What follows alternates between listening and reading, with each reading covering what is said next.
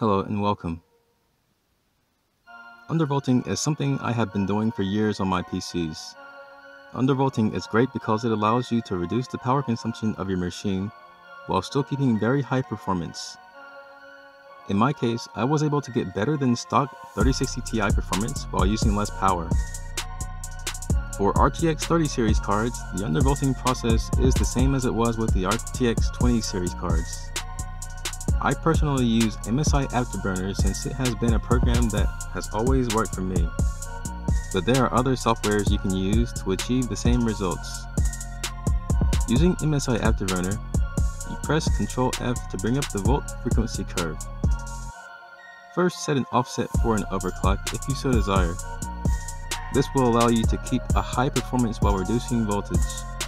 Here I set a plus 150 offset on a stock 3060 Ti Founders Edition. Pre-overclock cards will most likely need to use a lower offset here. Adjusting the curve is easier with the following shortcut.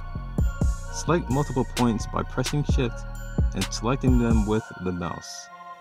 This makes setting the undervolt much quicker than manually setting each point as shown in my last undervolt video. Bring all the points on the right side of your desired voltage all the way down and hit apply. This will flatten the curve and prevents the voltage from going higher than the leftmost max voltage point. RTX 30 series cards increment by 15 MHz, so if you select a value that is different than the predefined increment, the software will automatically adjust the value to one that is divisible by 15. Keep in mind that you will need to test for stability. In order to do this, it is a good idea to try a few GPU benchmarks or play some demanding games to ensure that it does not crash. If your undervolt causes your card to crash, then lower the undervolt by attempting the same clock speeds while using a slightly higher voltage than the one that caused you to crash. Eventually, your card should become stable.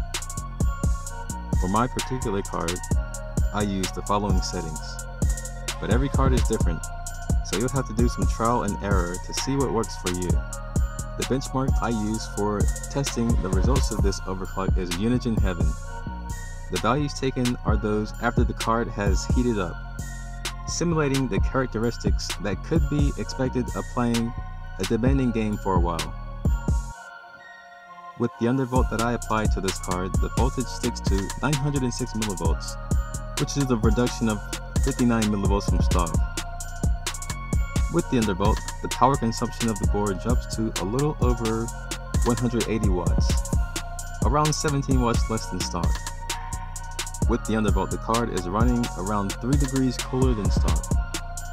With the undervolt, the fans are spinning around 150 RPM slower compared to stock. With the undervolt, the card averages 1920 MHz. It rarely deviates from this number in my testing. This is around 65 MHz higher than stock.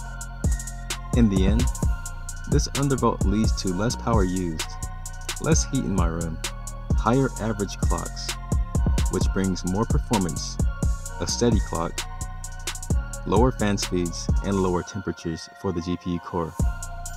The combined effect of all of these things make the experience of using this card a bit nicer in my opinion.